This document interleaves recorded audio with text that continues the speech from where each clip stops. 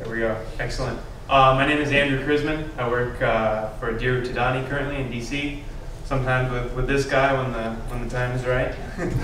And just a quick reference to groups and components. Just a quick Vitruvian man of groups and components here. Blue would be a group if you were making this person, and red would be a component.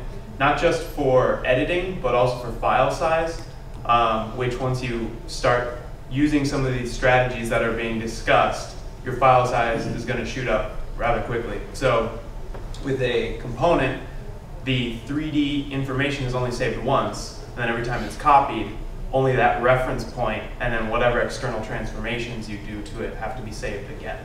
So it's a big file size saver.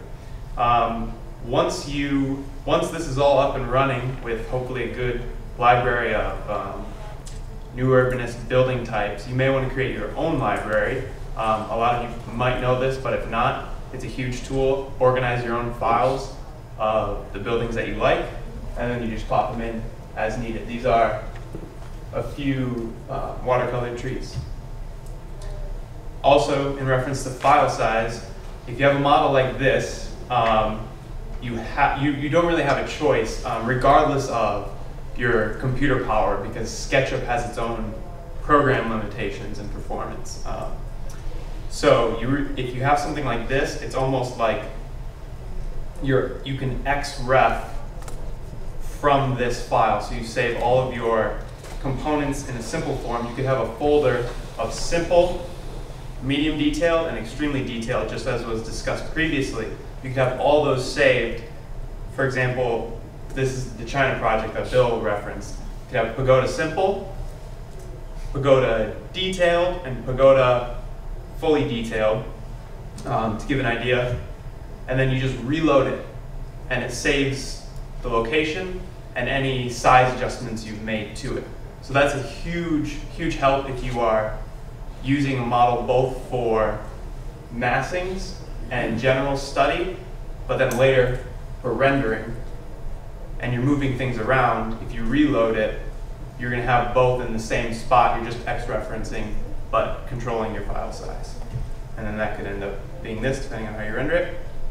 Another tool, a way to use SketchUp is options. I have a really simple example here from the Ecuador project that Bill referenced earlier. So if I have a type that I want to try a full terrace with a little hat on the front, or if I can do, you see I have it saved as a separate layer as the previous one. So you have all your common materials on a layer 0 or other layer, and then your other option, everything that's changed, you just save it on another layer. And then within that, you can also space evenly. So if you're playing with this in front of the client, you can switch between the layers, and they say, you know, I really want the full terrace with a fake gable because there's no roof behind it. Then you have spaced out all of your other options for that gable that you can hide or not, and just have them spaced 10 meters apart. I think that's what this is. So you just move it 10 meters real quickly, and you have all these options. We'll show them in context. One thing, this isn't doing anything. We have 0 minutes. For 0 minutes, that's great.